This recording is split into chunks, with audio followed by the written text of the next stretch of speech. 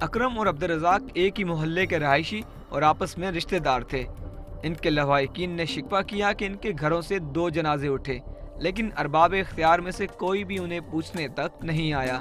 सबसे तो ये अफसोसनाक बात है कि जब 2 जनाजे यहाँ से उठे हैं और तशद्दुद ज़्यादा लाशें थी, कोई हुकूमत का ऐसा नुमाइंदा यहाँ नहीं आया, ना उन्होंने इनकी दिलाजारी की, ना इनसे पूछा कि इन मरने वाले जो थे नजायज़ तौर पे मारे गए हैं और इनका क्या बनेगा, इनके बच्चों का क्या बनेगा और ये गरीब लोग जो है कैसे इनकी कफालत होगी। मरने वाले दोनों मेहनत कशों की लाशें ली मार्केट में कचरा कुंडी के करीब खंबे से बंधी हुई मिली थीं और इस वाक़े का मुकदमा नीपियर थाने में दर्ज कर लिया गया है। मकतूल अब्दुल रज़ाक और अकरम के लवाहिकीन ने हुक्काम से मुतालबा किया है कि मुल्ज़मान को गिरफ्तार किया जाए और उन्हें इंसाफ फराहम किया जाए। उम्मीद इंसाफ चाहिए, हमें तो इंसाफ चाहिए, लेकिन मुश्किल है, मिल नहीं सकता इंसाफ, कैसे मिलेगा, हमें तो इंसाफ चाहिए भाई। सर हुकूमत और पुलिस से हमारी यही रिक्वेस्ट है कि यार इनको इंसाफ मिल जाए, हमको कुछ नहीं, इनको गिरफ्तार किया जाए, इनको कातिलों को गिरफ्तार किया जाए, सर यही चाहते हैं हम लोग। और हमें उम्मीद नहीं है कि उनके कातिल पकड़े जाएंगे, क्योंकि आए दिन टारगेट किलिंग वगैरह कराची में चल रही होती है और कोई ना कोई गरीब बेगुनाह मारा जाता है। और फिर भी हमारी यही बस हुकूमत से अपील है कि हमें इंसाफ मिलना चाहिए। कराची के शहरी एक मुद्दत से टारगेट किलिंग की वारदातों का शिकार हैं। इन खूनी वाक़यात में न सिर्फ अहम लोगों को बेदर्दी से कत्ल किया गया, बल्कि उन मेहनत कशों को भी न छोड़ा गया जिनका ताल्लुक किसी भी सियासी धड़े से नहीं था। कैमरामैन आबिद मुगल के साथ सालिक शाह, समा, कराची।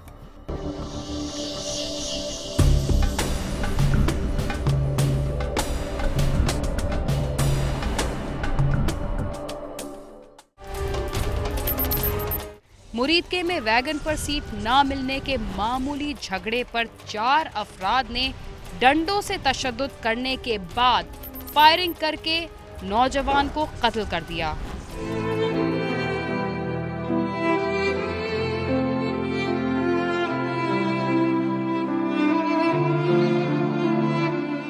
मुरीद के शरकपुर रोड पर नूरपुर अराइयां वाला का रहायशी 28 साल इफ्तिखार लाहौर महकमा हेल्थ में बतौर माली काम करके अपने और घर वालों का पेट पाल रहा था। वह हर रोज वैगन पर सुबह के वक्त मरीदके से लाहौर आता था। चंद दिन कबल मरीद के अड्डे से जब वो वैगन पर बैठा तो रश की वजह से सीट न मिलने पर मखदूम लब्बू और फैसल तेली नामी नौजवानों के साथ उसका झगड़ा हो गया। वहाँ पर मौजूद लोगों ने उनकी आपस में सुलह करवा दी और मखदूम और फैसल को समझाया कि सीट इफ्तिखार ने पहले हासिल की है, इसलिए वही इसका हकदार है। सुलह के बाद इफ्तिखार ने तो इस बात को दिल से निकाल दिया, लेकिन फैसल और मखदूम ने इस बात को दिल में रखा और वो इफ्तिखार को धमकियाँ देते हुए वहाँ से चले गए कि हम तुमसे इसका बदला जरूर लेंगे। गड्डी जो ला के थल्ले ना फैर मारा है। गाड़ी से उतरकर उसने मेरे भाई को बगैर पूछे मारना शुरू कर दिया और जब वो निडाल होकर नीचे गिर गया तो उन्होंने फायरिंग शुरू कर दी, जिससे वो शदीद जख्मी हो गया।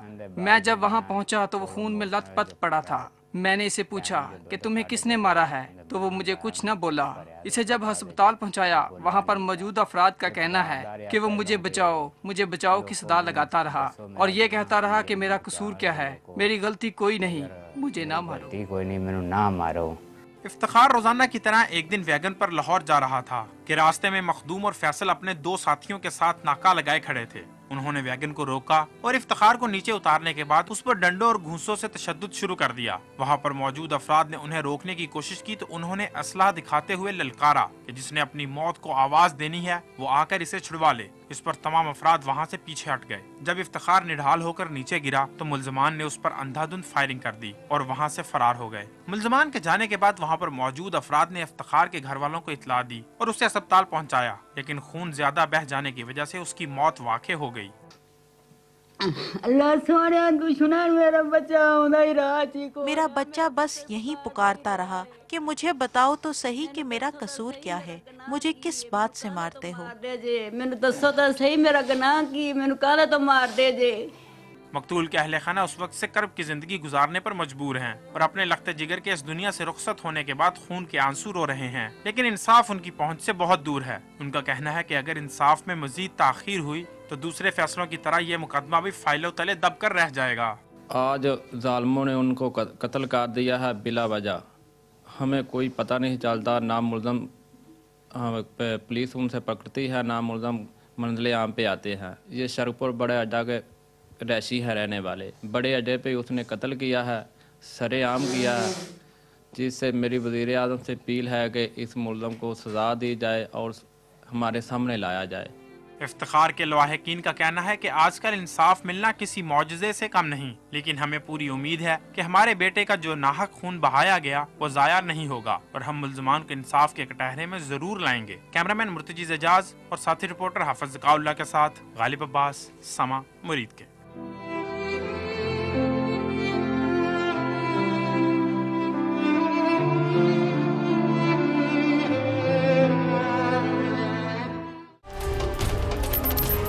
पंजाब में मासूम बच्चों के अगवा के वाक़यात में इजाफा हो रहा है।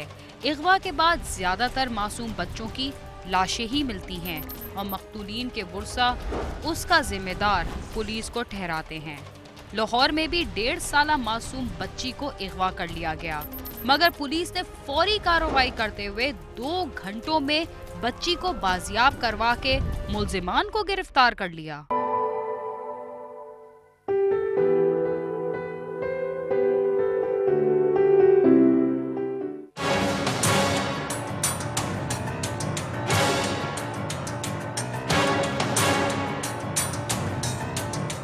लाहौर के इलाके हंजरवाल के रहायशी पुलिस कांस्टेबल जमशेद की 1.5 साला बेटी सालेहा खेलती हुई घर के दरवाजे पर चली गई और वहां से पूरी सरार तौर पर गायब हो गई। घर वाले उसे तलाश करते रहे मगर बच्ची का कुछ पता ना चल सका।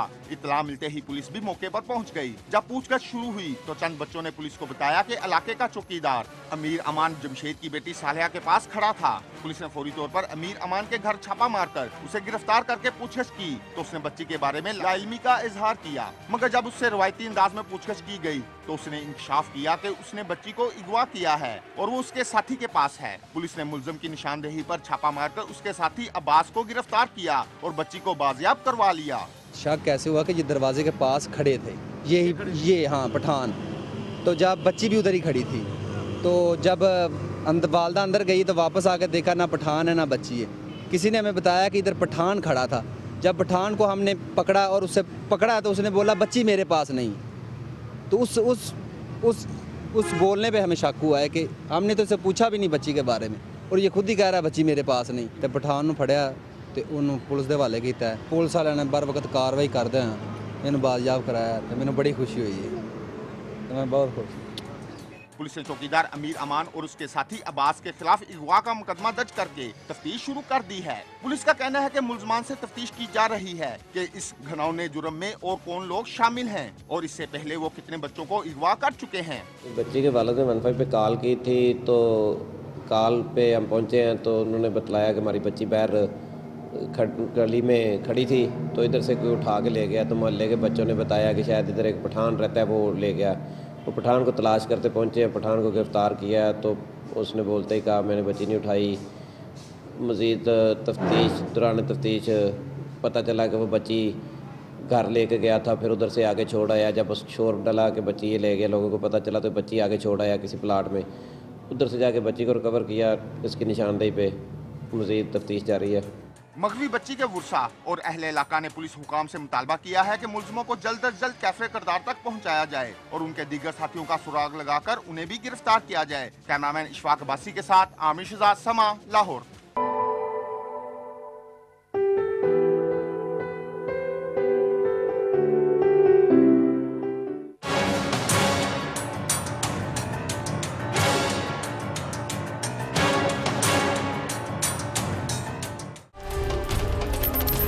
जब कोई शख्स बुराई के खिलाफ आवाज बुलंद करता है तो अपने बेगाने उसका साथ छोड़ जाते हैं। कराची में भी अपने पड़ोसी को गैर इखलाकी हरकत से मना करने वाले शख्स के घर पर मुल्जिमान ने हमला करके उसकी बीवी का बाजू तोड़ दिया।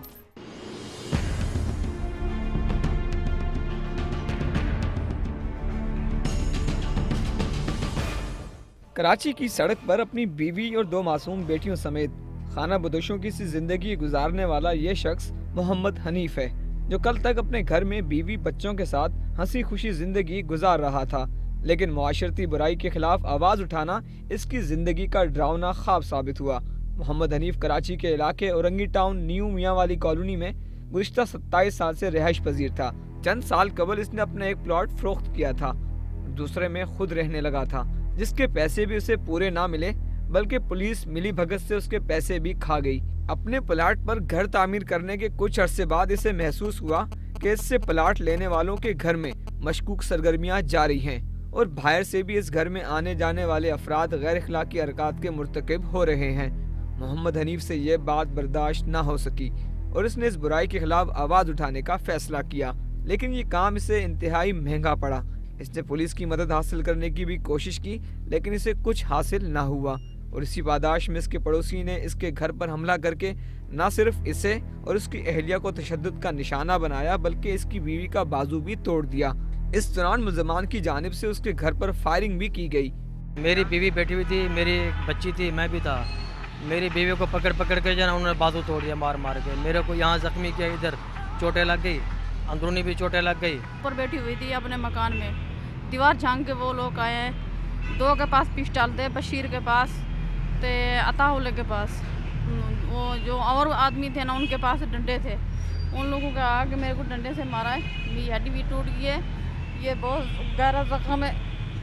वो और धमकियाँ भी दे रहे हैं, घर भी उन लोगों ने छुड़वा दिया। मैं बहन के घर पे रह रही हूँ। पड़ोसी की जानिब से तशद्दुद का निशाना बनाए जाने के बाद जब ये मजलूम खानदान थाने पहुंचा तो पुलिस ने भी बेहिसी का मुजाहरा करते हुए इनसे रिश्वत तलब की, जिसके बाद मियाँ बीवी अस्पताल पहुंचे तो वहाँ भी इनकी कोई दाद रसी न हुई और अब तक ये खानदान सरकारी अस्पताल से तिब्बी इमदाद के लिए भी तरस रहा है।